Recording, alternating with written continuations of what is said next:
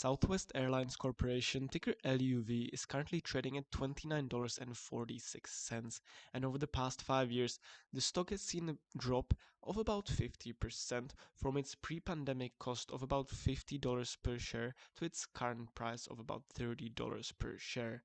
Now, if we go to the 6-month chart, we can see that on the 11th of March, the stock has fallen by about 10%, and this was directly affected by the failed tests of the Boeing 737 MAX, which is a plane used by the Southwest Airlines for commercial flights. Now, in my eyes, this is a very irrational drop in the stock price as the intrinsic value of the company does not decrease from a day-to-day basis. And for reasons as such, I have created a stock valuation spreadsheet where you can plug in the ticker symbol of any company you want to evaluate and all the metrics will show up automatically. So in today's video, we'll have a look at the 9 pillars analysis, the Graham's formula, the discounted cash flow model, and the multiples valuation model with the dividend discount model, and arrive to the ultimate intrinsic value of the company. Now, when we go back to the stock screener, we can see that the dividend yield of LUV is currently sitting at 2.44% with a trailing payout ratio of about 82%. Now, the reason why I like to look at the trailing payout ratio is because that one year the company might be doing well, the second year that my company might be doing bad. Now, over a set period of years, we can rather see the worth of the company.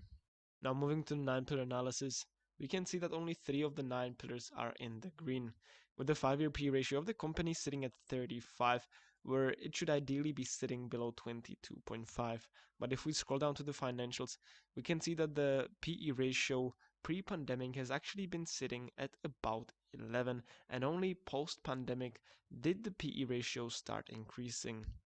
And this is the same case with the price to free cash flow. When we have a look at the free cash flow, we can see that pre-pandemic, the free cash flow has been increasing quite well, and only post-pandemic did it start increasing.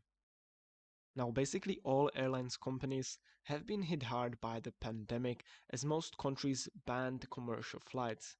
But in this case, we have to think into the future.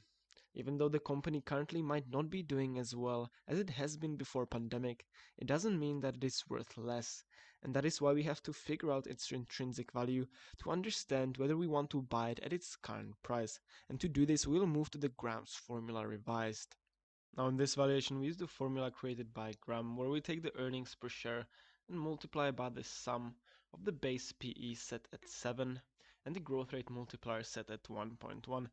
Then we multiply that again by the average yield on AA Corporation bonds and divide everything by the current yield on AA Corporation bonds. And as you can see, when we do this, we get an intrinsic value of only about $15 per share. Now the problem with this is that the short-term yield on AA Corporation bonds is sitting at about 3.4. So when we plug that in, we can see that we get an intrinsic value of $22.73 per share.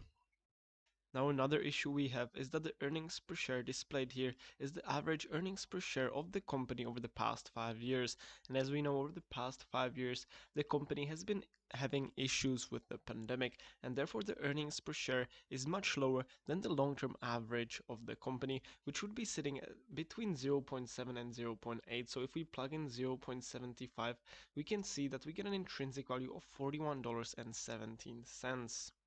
Now, when we move to the discounted cash flow analysis, here we plug in the free cash flow over the past 10 years and calculate the average growth rate to be sitting at negative 19%, with the analyst growth rate projections over the next 5 years sitting at 7.15% per year. Now I project a growth rate of 4% and plug in an initial growth number of 1000. And using this, I calculate the future free cash flow over the next 10 years until the terminal value. I then calculate the present value of that future free cash flow using the discount rate. And the discount rate is basically the percentage of return you want from the money you invest per year. And I do not really need a discount rate of 10%, so I will plug in an 8% discount rate, which will give us an intrinsic value of $36.48. Now we can move to the multiples valuation model, where I have already plugged in the 3 companies that are very similar to LUV. And these 3 companies are UAL, AAL, and DAL. Now we take these companies' current stock prices and divide by their earnings per share to get their price to earnings per share, or the PE ratio. Now after this, we have a look at the average PE ratio of these three companies, and we can see that that is sitting at 8.25. But if we have a look back at our 9-pillar analysis, we can see that the PE ratio of LUV is sitting at 34, and the current PE ratio is sitting at about 39, which does mean that LUV is indeed doing worse than all these three companies, which gives us an intrinsic value of $6 per share. Now we can move to the final valuation model, which is the dividend discount model. Here we take the dividend payout over the past 5 years and calculate the average growth rate to be sitting at about 12.96% or about 13%. Now I project a growth rate of 4.5%, and this is due to LUV having to pay down a lot of debt and overall recover from the pandemic. Now, when I plug in the projected growth rate of 4.5% and combine with the WACC and the next year's dividend, I get an intrinsic value of $43.99, which is quite higher compared to the current trading price. Now, arriving to the ultimate valuation model, we take the Graham's formula, the discounted cash flow model, the multiples valuation model, and the dividend discount model, and get an intrinsic value of about $32 per share, which is about 8.4% higher than the current trading price of the company. Now, when we plug in a margin of safety of 20%, the acceptable buy price would be sitting at $25.53, which would currently be a hold. Now, for those of you who are interested, I could remove the multiples valuation model, which would give us an ultimate intrinsic value of $40.55, which would be a buy at the current trading price with a margin of safety of 20%. Now, disregarding the multiples valuation model essentially means that we analyze LUV as it is, only the company Southwest Airlines, without looking at other companies which are in the same sector.